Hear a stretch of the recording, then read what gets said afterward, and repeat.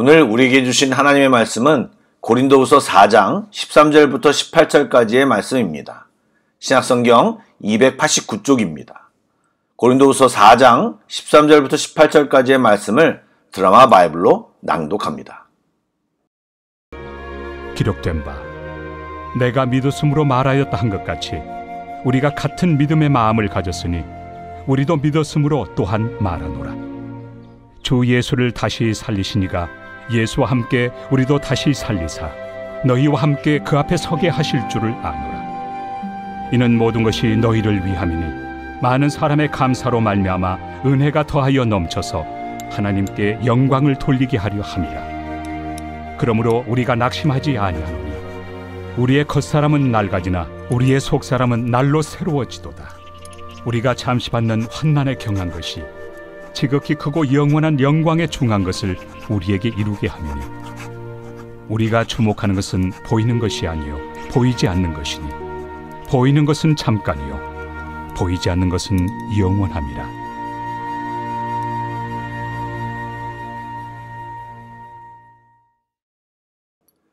바울은 하나님이 죽음에서 건져주신 것을 감사하는 시편 116편 말씀을 인용하며 자신이 같은 믿음을 가지고 있다고 고백합니다. 다르게 말하면 고난과 역경이 엄습해 온다고 할지라도 확고한 믿음을 가진 자들은 충분히 이겨내고 견딜 수 있음을 말하는 것입니다. 이런 믿음은 어떤 믿음인지 우리는 좀 생각해 볼 필요가 있습니다. 여러분, 조금 있으면 중동 카타르에서 월드컵 축구를 합니다.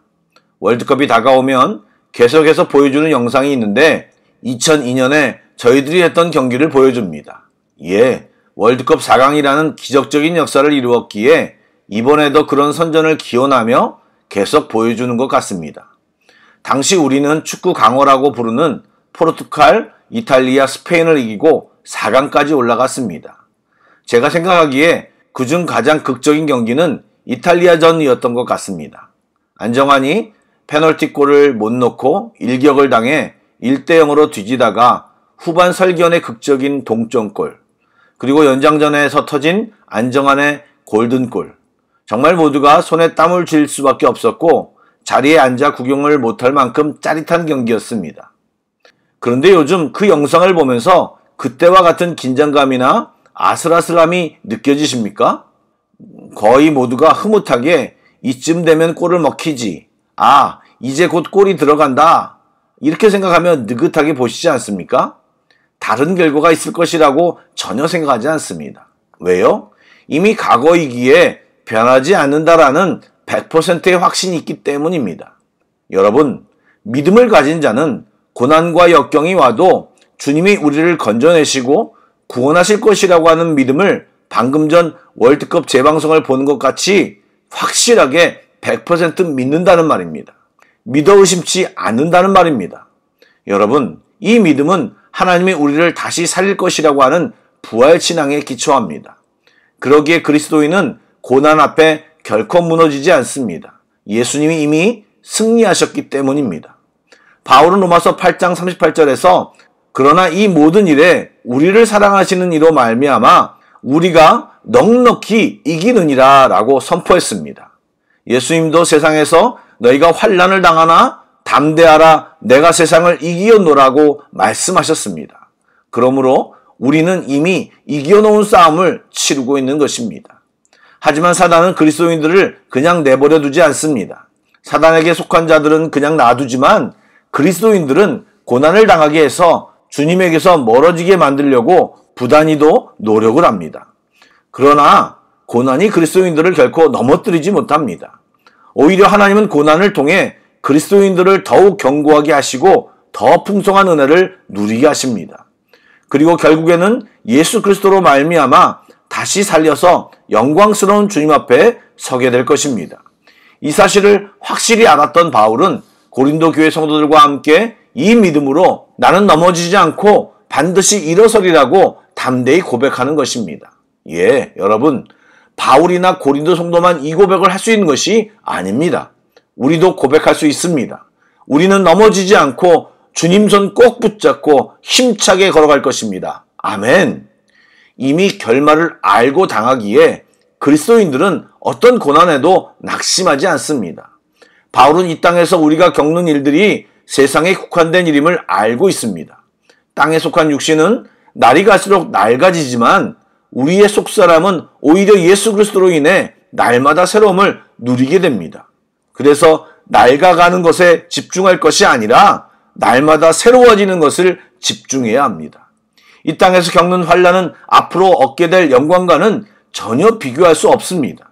그래서 바울은 로마서 8장 18절에서도 생각하건대 현재의 고난은 장차 우리에게 나타날 영광과 비교할 수 없도다 라고 선언하는 것입니다.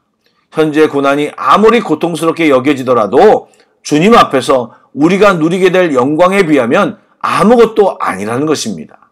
여러분, 우리 그리스도인들에게는 이 소망이 있기에 어떤 고난에도 낙심하지 않는 것입니다. 그리스도인들은 잠깐의 만족을 위한 삶이 아니라 영혼을 위한 삶을 살아가는 자들입니다. 그러기에 이 땅의 삶에 그렇게 미련을 두지 않습니다. 그렇다고 이 땅의 삶을 소홀히 여기거나 무시한다는 말은 아닙니다. 그리스도인들도 이 땅에서 주어진 삶에 대하여 최선을 다해 살아야 합니다. 그러나 이 땅에서의 만족을 추구하지 않는다는 말입니다. 왜냐하면 어차피 이곳이 우리의 종착지가 아니기 때문입니다. 그래서 때때로 손해를 보더라도, 때때로 불이익을 당하더라도, 때때로 고난을 당하더라도 낙심하지 않는 것입니다. 우리는 보이지 않는 영원한 것을 주목하며 살아가는 하나님의 백성이라는 것을 잊지 말아야 합니다. 어려운 일이 앞에 있다면 우리는 때로 버거울 수도 있습니다. 그러나 믿음의 눈으로 바라보면 사실 아무것도 아닙니다. 지금 죽을 것처럼 힘들어도 시간이 지나면 웃으며 이야기할 수 있는 일도 너무나 많습니다. 그리스도 안에서는 더욱 그러합니다. 주님이 주시는 소망을 품고 살아가는 자들은 현재의 고난에 연연하지 않습니다. 이 땅에서 영혼을 소유한 자로 반드시 살아내길 주님의 이름으로 축복합니다. 아멘. 기도하겠습니다. 소망의 하나님, 힘든 어려움이 우리 앞에 있어 가슴이 답답할 때가 있습니다. 그러나 분명히 우리가 아는 것은 주님이 우리를 구원하실 구원자라는 것입니다. 주님, 상황에 우리들이 매몰되지 않고 사방에 우겨쌈을 당하여도 쌓이지 아니하며 답답한 일을 당하여도 낙심하지 않는 참 믿음을 발휘하는 우리 모두가 되게 하여 주옵소서. 또한 최후의 승리를 믿고 주님을 기대하며 우왕좌왕하지 않고 낙심하지 않고 주님만 집중하며 살게 하여 주옵소서. 신실하신 예수님의 이름으로 기도드립니다. 아멘. 계속해서 찬양 한 곡을 묵상하시고 합심기도와 개인기도로 나아가겠습니다.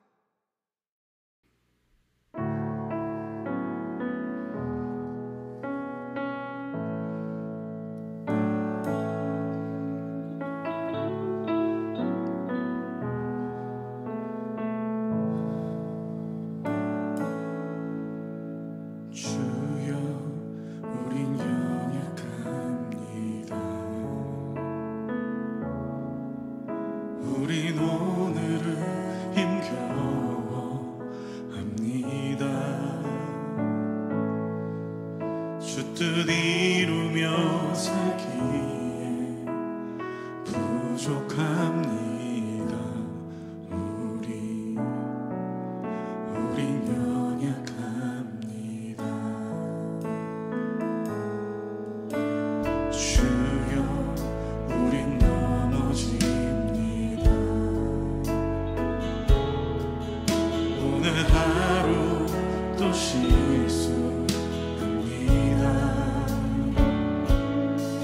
주의 긍휼을 구하는 죄인입니다. 우리 주만 바라봅니다. 한없는 주님의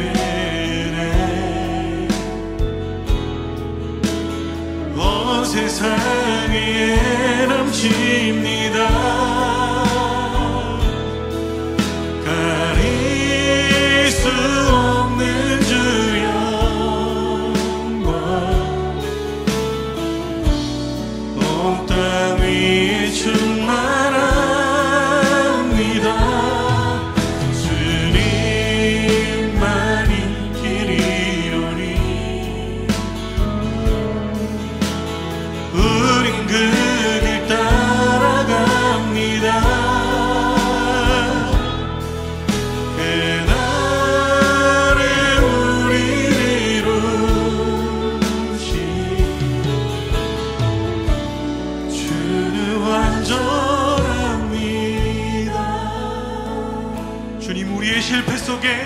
완전하신 주님 보게 하여 주시옵소서. 주여 우린 연약합니다. 우린 오늘은 힘겨웁니다. 주 뜻 이루며 살기에 부족합니다. 우린 연약합니다. 주여 우린 넘어집니다. 오늘 하루 또 실수합니다. 주의 긍휼을 구하는 죄인입니다. 우리 주만 바라봅니다.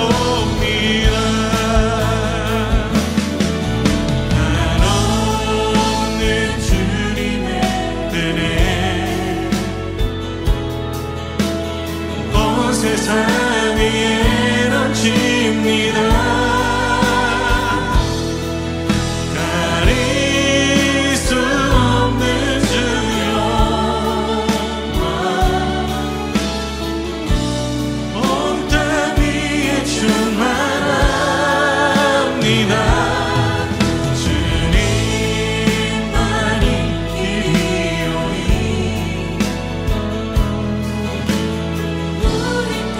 그렇습니다. 연약한 내 삶을 붙드신 주님을 따르며 주님의 한없는 사랑 고백하는 주의 사랑이 믿는 우리 되게 하여 주시옵소서. 주님 내 연약함 속에 주의 일하심 구하며 나아간다고 우리 주 어머니 주시면 기도합시다. 주여 주님 은혜로 입은 자들이 그 은혜 앞에 하지 못하게 하는 우리의 모습을 주님 긍휼히 여기시옵소서. 주님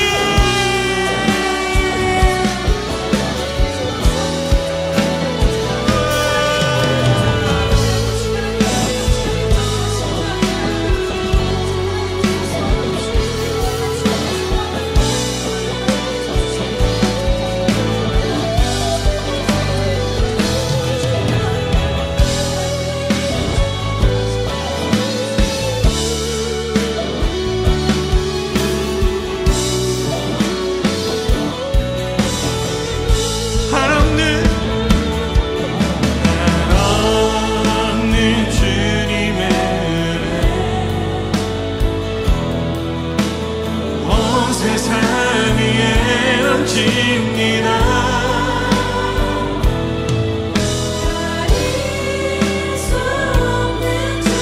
주 영광 온 땅 위에 충만합니다. 주님만이 길이오니 우린 그 길 따라갑니다. 그날에 우리를 이루시리 주는 완전합니다. 그날